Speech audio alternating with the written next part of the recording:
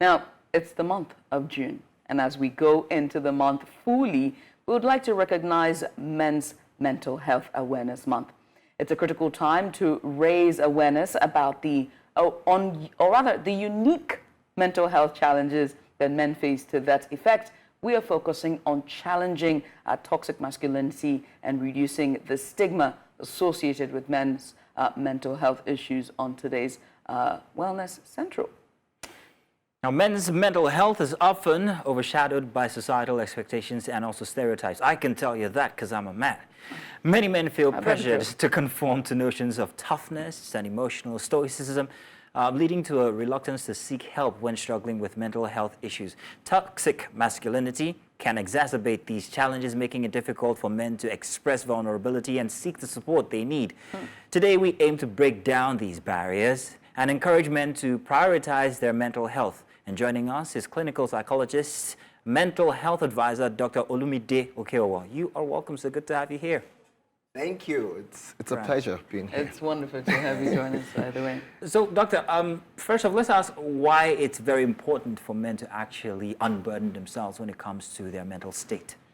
Well, so I like to start like this. So the topic talks about, toxic masculinity. Kept coming up. Yeah, yes. So basically what that suggests is that, there is this cultural, race, ethnicity, whatever in that climb that, puts the man in a kind of box that suggests that, you can't do certain things.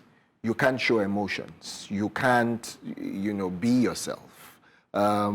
There's a common phrase that you hear, men don't cry. That's not true, because men do cry. Men should cry because the emotions, everything is wrapped up in the emotions. And the thing is, because it's not your physical health, you don't see it. So the more you put in over time, it becomes a problem, because after a while you might not be able to express yourself, and then it becomes, a mental health challenge that, when was the last time you cried? I'll say maybe about a week ago. Oh, good. Yes. Sounds about right. How about, let's throw it to you, Ms. When was the last time you cried? So our next question. Which takes me to my next question. Mazino, running away from that. Yeah, which takes me to the next question about men and feelings and emotions. I tell people that I've encountered more men than men have encountered women, if that makes any sense. You know what I mean? Okay. And so with that, I've seen that their inability to sit with their emotions, if you get what I mean, to be able to sit and say, okay, why am I feeling this way? And sort of ask themselves the question and go through the emotions and just sit with it. Why is that? Why can't men sit with their emotions and even their feelings? Okay, so that's where I started from. So that's the idea that society, culture, says that, oh, you cannot show your emotions. You are the man. So you are not supposed to give away your vulnerability in any situation. But that works against how, your internal mechanism work, which is the place where, it's different from the physical. So if you have malaria, for instance, you would have physical symptoms like, oh, your body temperature is going up, you might have headaches, you might, feel body pains and all of that. You can lay hold of the symptoms, all right? But if you are feeling besides yourself in terms of your emotions, you see that because there is something within your mental ability, the neurochemicals within the brain are destabilized. So it can give off a lot of different emotions, some feeling low mood, sadness, and all of that. And then you're not able to control it.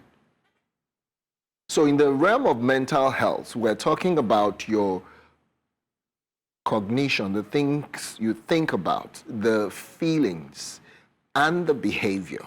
So when there's a disruption in those three areas over a significant period of time, then, there's a breakdown in the mental wellness of an individual. So when culture says to a man that don't cry, meanwhile he's going through a lot of pain based on maybe he's lost his job, some is facing maybe financial difficulties, is having health challenges, maybe. He's facing a heartbreak. How about that? That's almost. Oh yes, heartbreak. So, so speaking about that, it reminds me of a friend of mine in secondary school, in high school, that faced a heartbreak.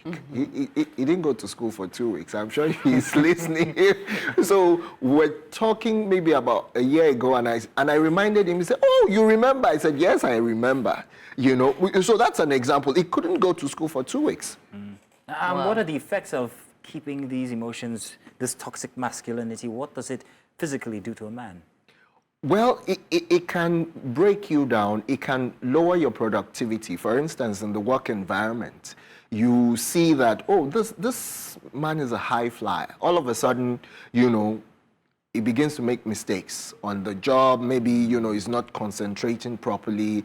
He's not able to do the things he usually will do very well. He's struggling with it. And so HR probably will say, he's underperforming. But if you check, because I've been in that kind of situation where in my other life, I'd done HR work before. So I've done that for a couple of years before I came back to clinical practice. And here was a high flyer lady, and then the partner in charge of her division sends to HR that, I can't reconcile because she's one of my high flyers. And all of a sudden, productivity is deepened. And, so I had a conversation with her over, I was managing recruitment, but I was asked to talk to because they know I was a clinical psychologist. So talking to her, I found out that she has problems with marital issues. And that was what was, affecting. So for men too, if, he's having financial difficulty, he's not able to pay house rent, school fees, he has a heartbreak, like you mentioned. So all of this can affect him.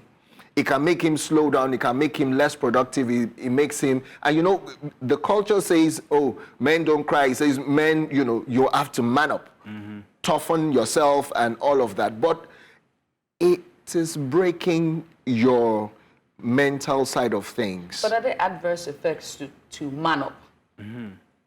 Well, there can be adverse effects depending on, what the man is going through at that time. Everybody has a different emotion. Because the persona is, oh, he's man up, so he's a man, yeah, I'm tough, nothing can get through me, yeah, that's a man, he's high-flying, he's all going through everything, he's a big guy. But then, deep inside... It's broken. There we go. It's broken. Opening up about... So it might not necessarily... It can open up if he has access. That's why, men don't really talk about their emotions, how they feel, and then, so it needs to be able to open up. That's why they say women talk more than men. So you heard it. Stigmatization, Inko. Yeah. Open up, man. It's that month where we should be unburdening. And I want to say thank you very much, Doctor, for coming in and giving us the details here. We talk to people like you, psychologists, or just anybody. Open up to who now? Yeah, to people in the mental health profession, right, psychologists, psychiatrists. All right, there you have it. There you have it. Well, thank you very much, everybody. Thank you. Thank you. First off, Doctor, and thank you to everybody who's joined us since the start of this show today. In fact, since the start of the weekend yesterday, it has been an exciting ride, and we hope that we've covered all the major stories that you looked forward to us covering here inside of the week, giving you a bit extra on each of them.